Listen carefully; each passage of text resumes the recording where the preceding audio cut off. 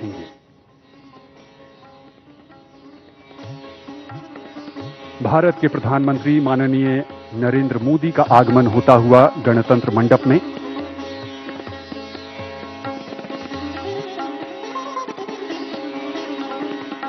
नवनिर्वाचित उपराष्ट्रपति सीपी राधाकृष्णन ने उनका अभिवादन स्वीकार किया।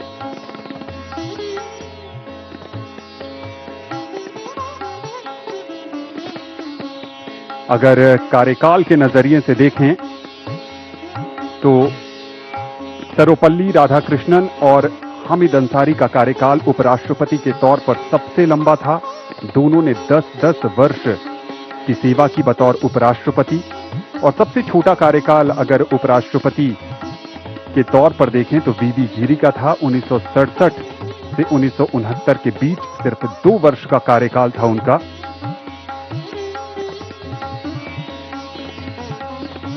अब तक 14 उपराष्ट्रपतियों में से 10 राजनेता रहे हैं, बाकी 4 शिक्षाविद, पूर्व राजनयिक और पूर्व मुख्य न्यायाधीश भी थे। अब तक तमिलनाडु से 3 उपराष्ट्रपति, सर्वपल्ली राधाकृष्णन, रामास्वामी वेंकटरमण और सीपी राधाकृष्णन, जो तीसरे उपराष्ट्रपति तमिलनाडु से आज पद की शपथ लेंगे।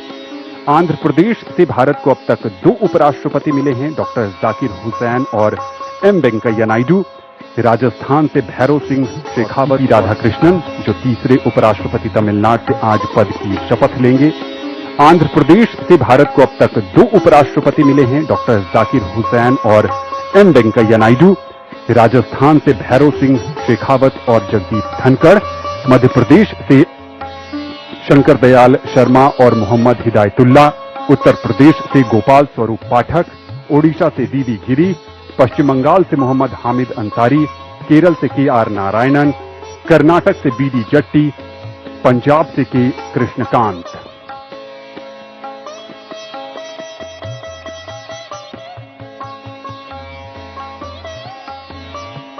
नौ सितंबर को उपराष्ट्रपति पद के चुनाव में एनडीए के उम्मीदवार के तौर पर श्री राधाकृष्णन ने 452 मत हासिल कर जीत हासिल की थी,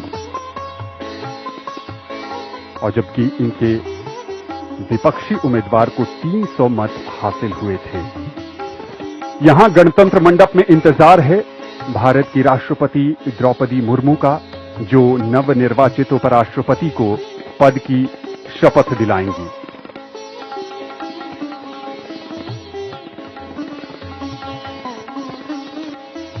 ये काफी खास अवसर है।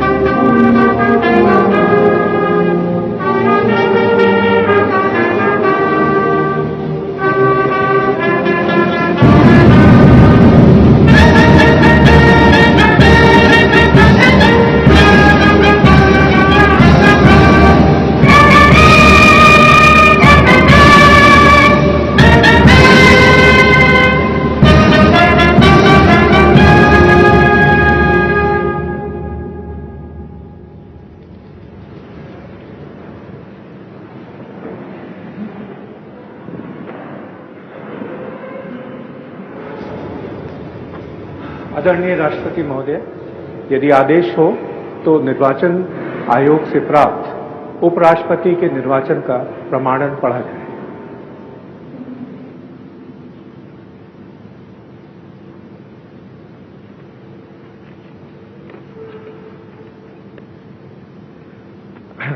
यतः भारत के संविधान के अनुच्छेद 324 द्वारा भारत के उपराष्ट्रपति के पद के निर्वाचन का अधीक्षण, निर्देशन और नियंत्रण भारत निर्वाचन आयोग में निहित है और यतः श्री जगदीप धनखड़ द्वारा 2025 के जुलाई मास के 21वें दिन तदनुसार शक संवत के वर्ष 1947 के आषाढ़ मास के तीसरे दिन त्यागपत्र देने के कारण भारत के उपराष्ट्रपति का पद रिक्त हो गया है और यतः भारत के उपराष्ट्रपति के पद को भरने के लिए संविधान तथा राष्ट्रपतीय और उपराष्ट्रपतीय निर्वाचन अधिनियम 1952 के उपबंधों और तदधीन बनाए गए नियमों और आदेशों के अनुसार निर्वाचन करा लिया गया है तथा परिणाम घोषित कर दिया गया है। अब इसलिए भारत निर्वाचन आयोग एतद द्वारा प्रमाणित करता है कि श्री सीपी राधाकृष्णन वर्ष 2025 के सितंबर मास के 9वें दिन तदनुसार शक संवत के वर्ष 1947 के भाद्रपद मास के 18वें दिन भारत के उपराष्ट्रपति पद के लिए सम्यक रूप से निर्वाचित हो गए हैं। भारत गणराज्य के 76वें वर्ष में हमारे हस्ताक्षर और भारत निर्वाचन आयोग की मोहर से वर्ष 2025 के सितंबर मास के 9वें दिन तदनुसार शक संवत के वर्ष 1947 के भाद्रपद मास के 18वें दिन प्रदत्त किया गया।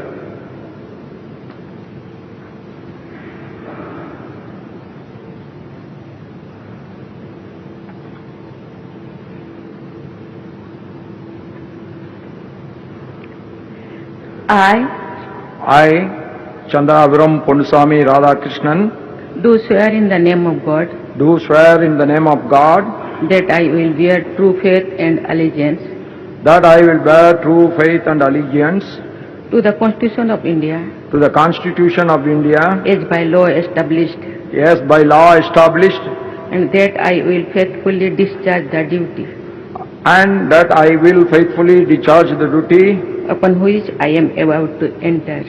upon which I am about to enter.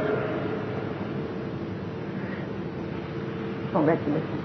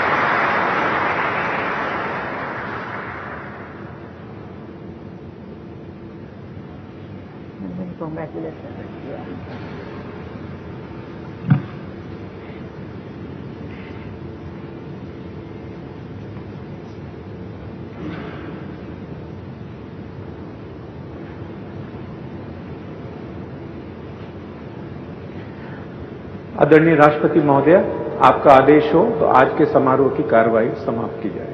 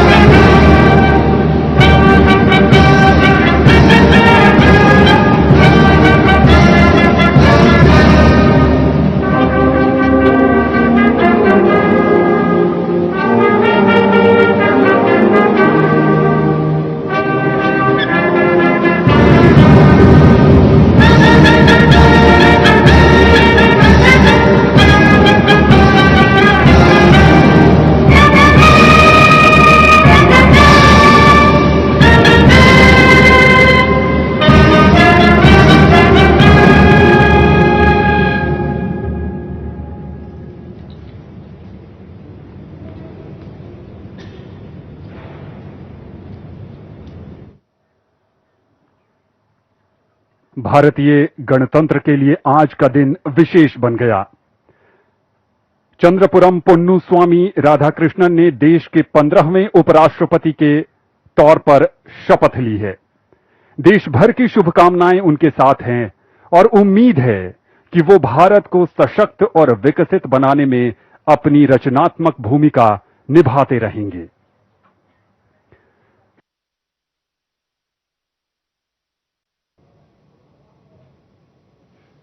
तर देशाचे 15वे उपराष्ट्रपती म्हणून सीपी राधाकृष्णन यांनी आताच शपथ घेतलेली आहे। मंडप कई ऐतिहासिक अवसरों का साक्षी रहा है और आज एक और अवसर उसमें जुड़ गया। आज के कार्यक्रम में इतना ही। हमसे जुड़ने के लिए आप सभी का बहुत बहुत आभार। नमस्कार।